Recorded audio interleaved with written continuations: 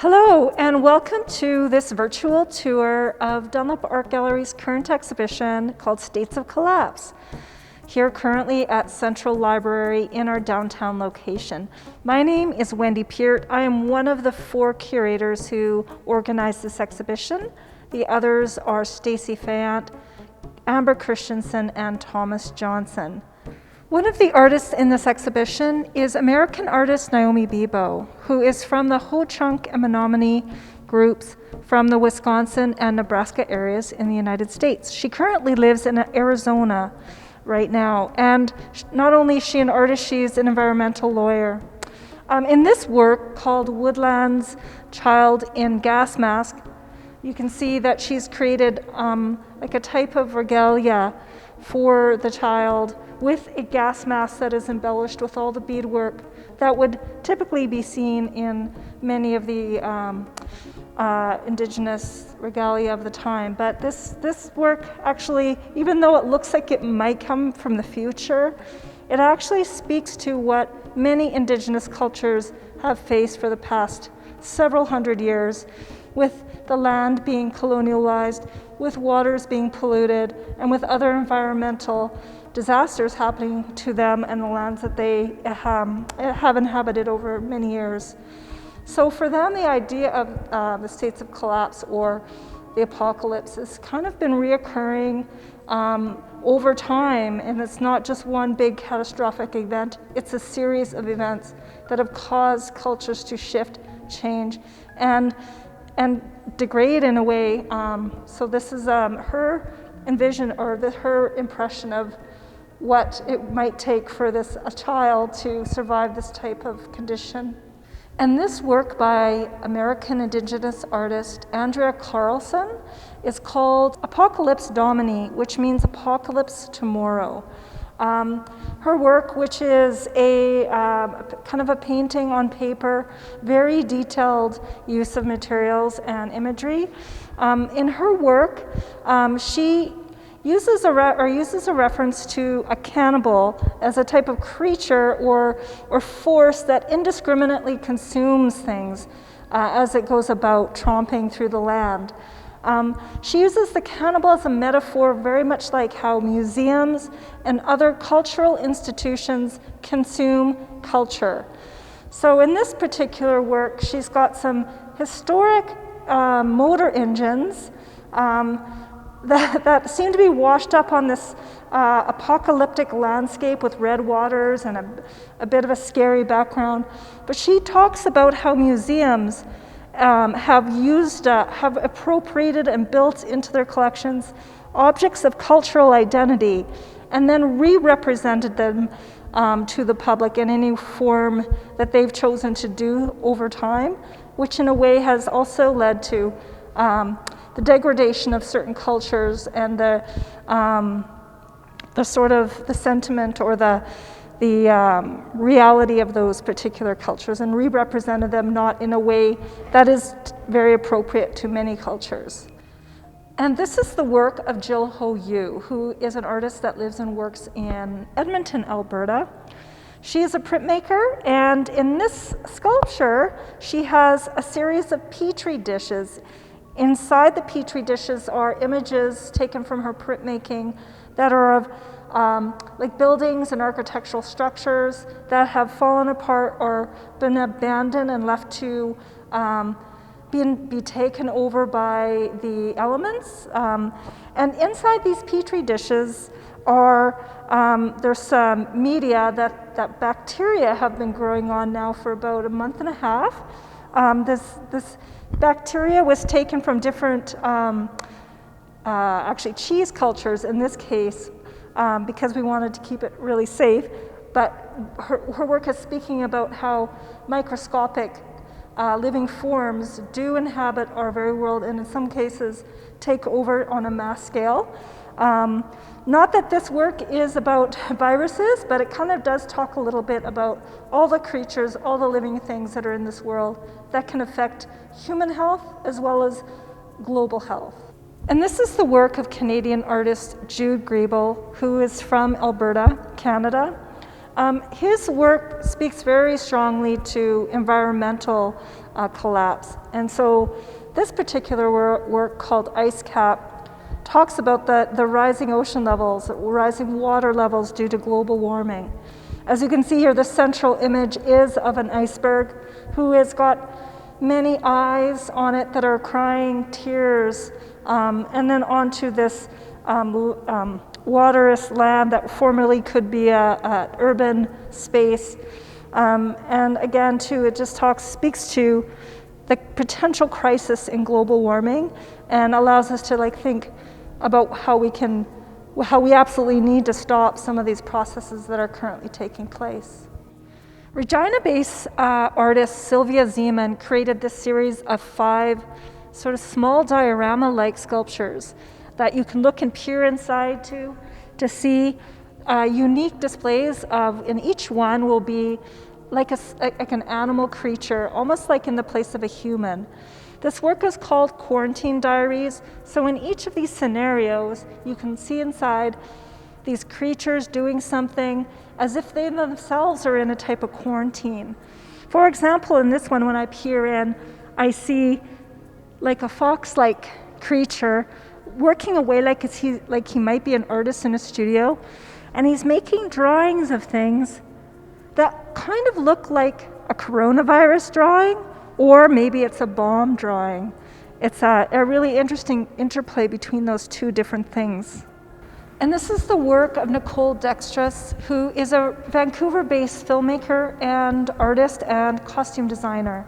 In this work, it's called Waiting for Spring, and it features the character Persephone, which many people might recognize from Greek mythology, who in this case is in a post-apocalyptic environment where she is forced to survive on her own, and she uses pomegranates as it's a source of sustenance and of rejuvenation and resiliency. Even her costume, as you can see here, is created of pomegranate skins. So unlike stories in Greek mythology where the pomegranate was seen as something dangerous or maybe not so positive, Dextras has used the pomegranate the opposite way as a type of thinking about rejuvenation and replenishment. Thank you for joining me for this virtual tour of our Central Gallery States of Collapse exhibition, which explores many themes around the idea of the end of the world or great catastrophe or total collapse. These ideas have been talked about forever, since the dawn of time, it seems, and even now during our current pandemic experience, this has really become an even more relevant idea and themes to be talking about and working through. Please join me for the other tour at Sherwood Gallery following this one.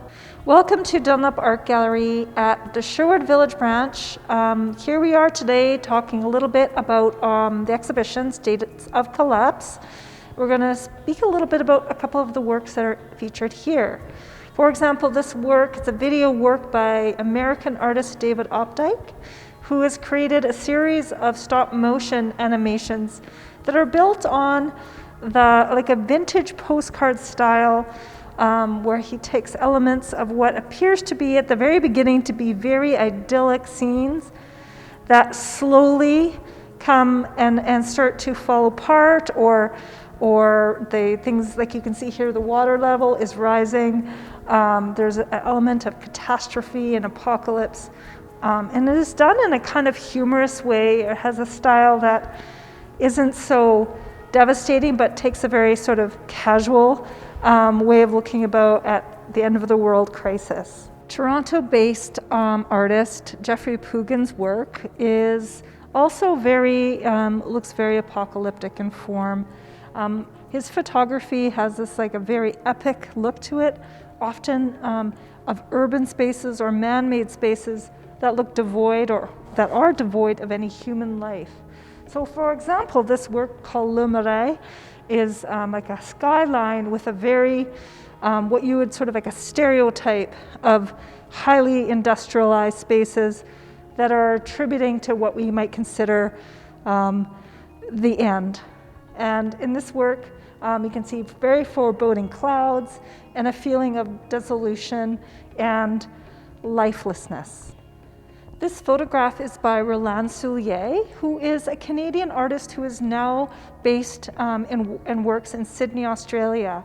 A lot of her work talks about boundaries and about how we delineate our urban spaces, primarily for safety purposes, but also as a sort of an act of colonialism. But she created a series of photographs based on the lockdown situation in Sydney, where, like all of us were required to stay within, the required 1.5 to 2 meters apart from one another. So, and people were only allowed to go out for daily walks and to get groceries and basic essential things. So she did a performance where she dressed up as someone who very much to be about safety and to create like a barrier around herself, including a pole. And she went around her day doing her walks and her shopping, just to bring attention to the fact that people were not always keeping that required distance.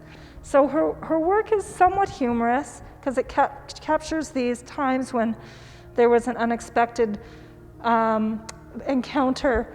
But even through the humor, it's a stark reminder of how we have to change our behavior, especially during the time of a pandemic.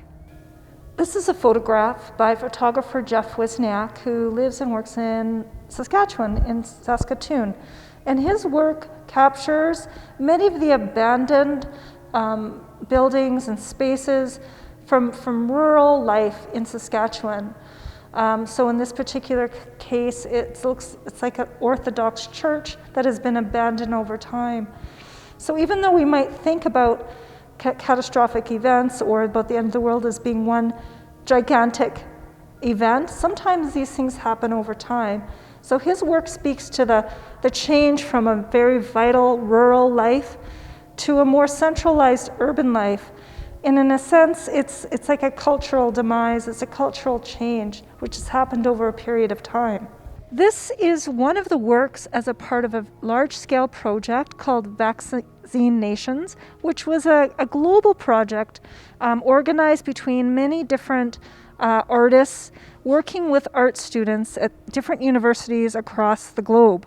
So artists such as Rachelle Viader Knowles, Sean Caulfield, Patrick Mayon, Mkrtich Tonoyan, and Jill Ho Yu worked with students around the idea of immunizations and what are the ideas and research around immunizations and what they mean to people and to our global health. So in all, there was many posters created by the students, and some of them are represented here in this artwork called Big Zines. As you can see here, there's some interesting graphic designs that talk about the implications of the new technologies that we are currently investigating now with our COVID-19 pandemic. Thank you for joining me on this curator's tour today. If you are in Regina, please come down to Dunlop Art Gallery at either our central location at Central Library or our Sherwood Village branch location on Rochdale Boulevard. You can also visit us on our website or our other site, dunloplearning.ca, on Facebook, Instagram, Twitter, or our YouTube channel. Thank you and have a pleasant day.